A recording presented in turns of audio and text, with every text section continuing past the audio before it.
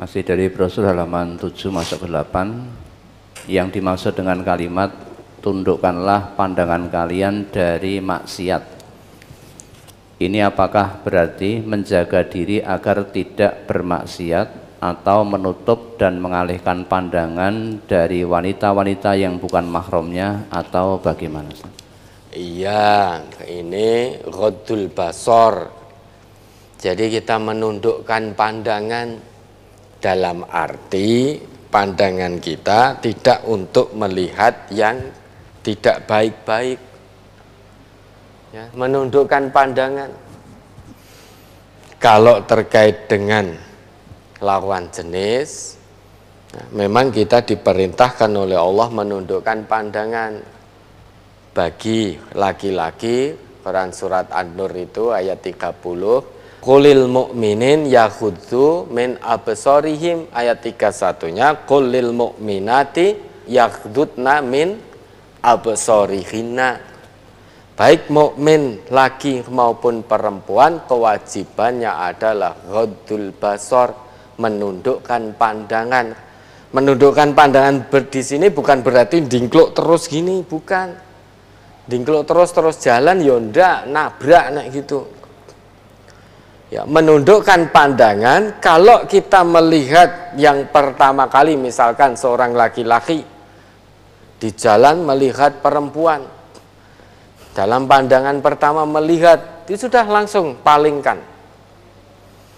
Jangan diikuti, jangan diiringi dengan pandangan kedua, karena pandangan pertama itu tidak mengapa. Pandangan kedua, laisat laka asaniyah, kata Nabi kepada Ali. Pandangan pertama tidak mengapa wahai Ali, namun jangan kamu ikuti dengan pandangan yang kedua. La tutbi'in nadratan nadrah. Jangan kamu iringi pandangan pertama dengan pandangan berikutnya. Fa inna lakal ula wa laisat lakal akhirah. Yang pertama itu tidak mengapa, namun tidak dengan pandangan yang kedua dan seterusnya. Nah, manusia dasarnya suka berpola pikir seperti Bani Israel. Begitu di jalan melihat perempuan cantik, pandangan pertama terus diiringi begitu. Nanti kalau tidak diiringi ya bisa jadi ben tidak termasuk mengiringi dalam pandangan kedua, jadi terus ini. Kalau ditanya, hadis Nabi tinggal keguyonan, kan yang pandangan pertama tidak apa-apa, jadi terus dilatih gini. Padahal perintahnya harus ghaddul basar. Nah, ini maksudnya menjaga pandangan, ghaddul basar. Bukan dengan ghaddul basar secara lahiriah dengan lawan jenis, misal di jalan itu saja, bukan. Jadi menjaga pandangan dari hal-hal yang tidak dibenarkan oleh Allah. Sekalipun jenengan sendirian di dalam kamar, namun kewajiban tetap ghaddul basar. Karena sekarang ini ya, jenengan dengan gadget itu ya bisa melihat hal-hal yang tidak dibenarkan. Jadi melihat lawan jenis sekarang ini tidak cukup hanya di jalan-jalan, dengan melalui gadget itu malah lebih tersembunyi. Maka palingkan pandangan dari hal-hal yang tidak baik. Salah satu ciri orang yang beriman, seorang mukmin maupun mukminah itu otomatis. Seorang mukmin atau mukminah itu otomatis kalau hatinya ini dipenuhi dengan keimanan kepada Allah, itu otomatis kok. Otomatis ketika matanya melihat sesuatu yang tidak benar, imannya akan menjadi tameng, dalam arti memalingkan dengan segera pandangannya. Itu otomatis. Kalau iman di hati ini penuh dengan keimanan, matanya juga penglihatannya penuh dengan keimanan. Maka kalau tidak sengaja melihat sesuatu yang tidak benar, maka otomatis matanya tidak nyaman, penglihatannya tidak nyaman, langsung dia palingkan. Ya, telinganya, pendengarannya juga begitu. Hati dipenuhi dengan keimanan, mendengar sesuatu yang diharamkan oleh Allah dan Rasulullah, misal diajak ghibah dan lain sebagainya, otomatis menolak. Tidak malah asik, tidak menolak, dia otomatis menolak.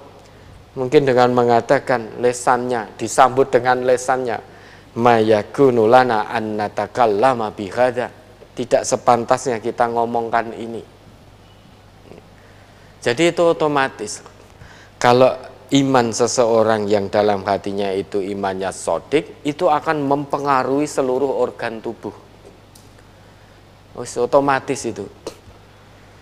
Mata tidak digunakan kecuali hanya melihat yang baik-baik. Pendengaran tidak untuk mendengar kecuali yang baik-baik.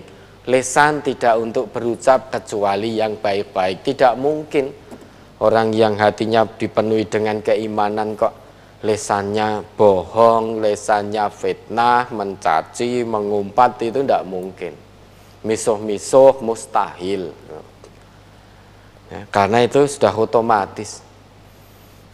Di sini iman pancarkan, ada dorongan dari dalam hati mempengaruhi seluruh tubuh. Orang yang imannya sodik tidak mungkin kemaluannya jelalatan kemana-mana, kesana kemari. Tidak mungkin. Kalau ada orang yang ngaku beriman, kemaluannya kok kesana kemari, rono gelem, rene gelem, ya, itu imannya kadzib di hadapan Allah. Tidak mungkin orang yang ngaku beriman, kemaluannya kok mencari pintu-pintu haram, itu tidak mungkin, mustahil. Mustahil, karena otomatis imannya akan menjadi tameng kemaluannya. Sehingga tidak mungkin mencari pintu haram, yang dia cari pintu halal. Tidak nyaman. Orang yang beriman tidak nyaman kemaluannya, berada di pintu haram itu enggak nyaman. Maka tidak pernah kepikiran untuk mencari yang haram. Itu kalau orang imannya sodik. Orang yang imannya sodik tidak mungkin nyaman penglihatannya melihat hal-hal yang tidak benar. Kalau nyaman saja hati-hati, jangan-jangan iman baru sebatas pengakuan di lisan, belum sampai turun ke dalam hati. Sehingga tidak bisa memberi stimulus, tidak bisa mewarnai penglihatannya. Ya, maka iman perlu diusahakan untuk ditanamkan kuat-kuat dalam hati. Sehingga dia akan memberi pancaran kebaikan pada seluruh tubuh ini. Ya, ada lagi?